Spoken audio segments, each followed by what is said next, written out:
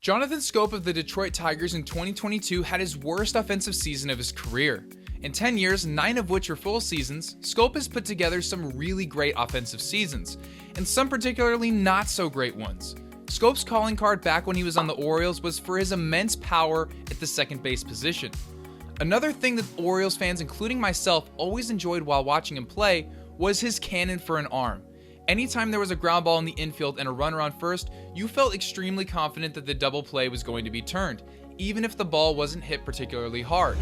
From 2015 to 2017, Schoop had a .280 average, .795 OPS, and an .111 OPS plus, all of which are excellent for a second baseman. His 75 RBI average and 24 homers a year average were what made him an impact bat when he was with the Orioles.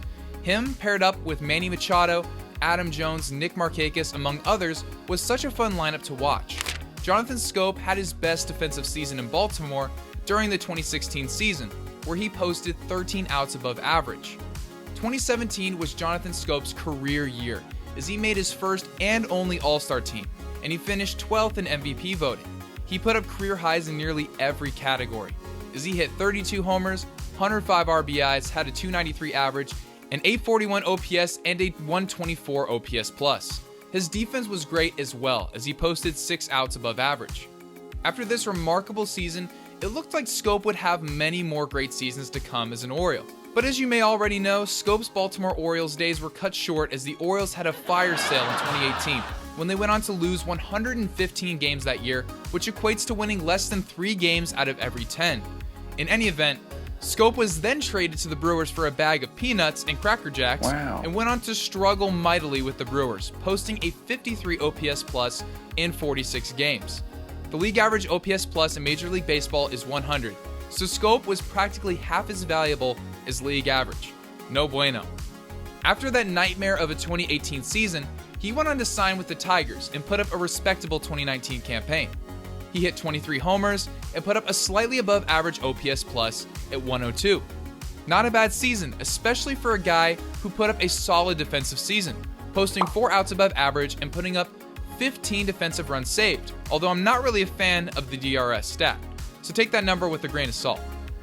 Either way, his defense and average hitting made his 2019 a valuable season for a second baseman. And as we all know, 2020 was filled with many confusing and fun-filled surprises, including many players who had crazy good Mickey Mouse seasons, and others who had incredible, terrible Mickey Mouse performances.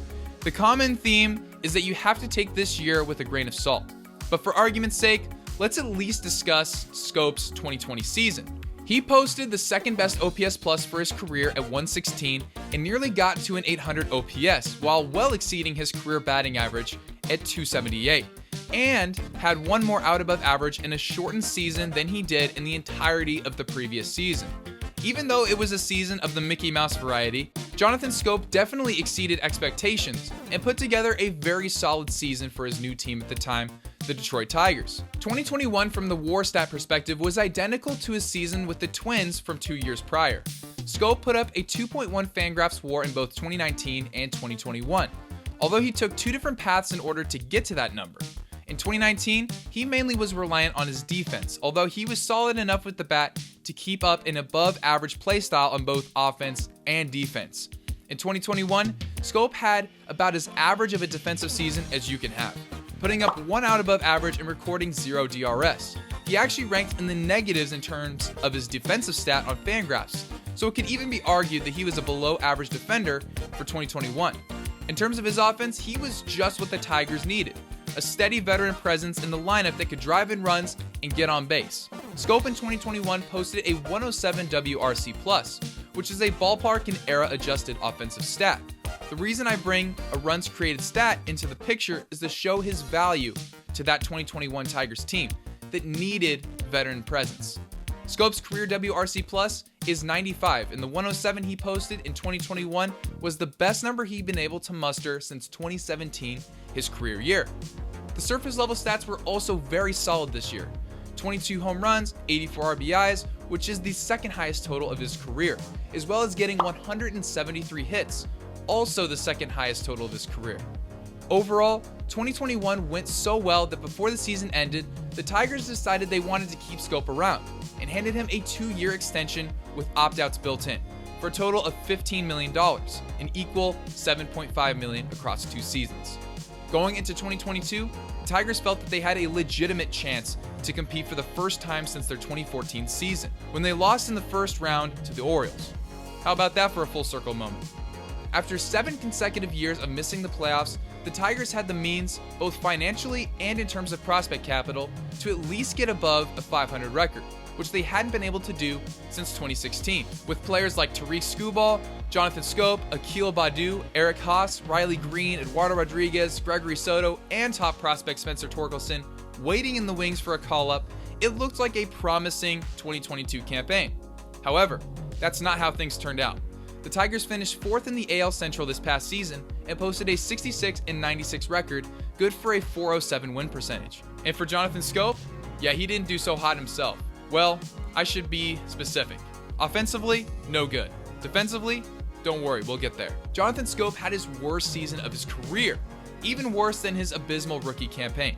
2022 saw Schoop have a .202 average, 11 homers, 30 RBIs, in 131 games. Schoop's OPS for 2022 was literally the worst OPS in the major leagues of any qualified hitter.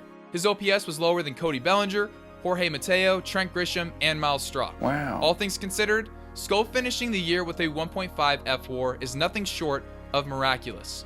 Well, how did he do it? One word: defense. Jonathan Schoop, in terms of his outs above average, had the best season by far of any player in 2022. His 27 outs above average was 6 better than second place, Dansby Swanson, who finished with 21. Jonathan Schoop's Fangraph page in terms of his defense is nothing short of glorious. His defensive rating at 22.3 is elite and not even close to the other 2 finalists for the Gold Glove at second base, Marcus Semien and Andres Gimenez. However, Andres Gimenez is the one that took home the Gold Glove, not Jonathan Schoop. It's widely known and accepted that Gold Glove voting has gotten out of hand, and you don't have to look far to see people ranting about it. I will not be one of those people today, but you have to think that the people voting on this award aren't even really baseball minded, both statistically and analytically. Someone like Jonathan Schoop and the season he had in 2022 should have not only won the Gold Glove, but should have been considered for the Platinum Glove. Stats aren't perfect, but I'm sure Tigers fans can back me up when I say that Schoop was robbed of his first Gold Glove award this year.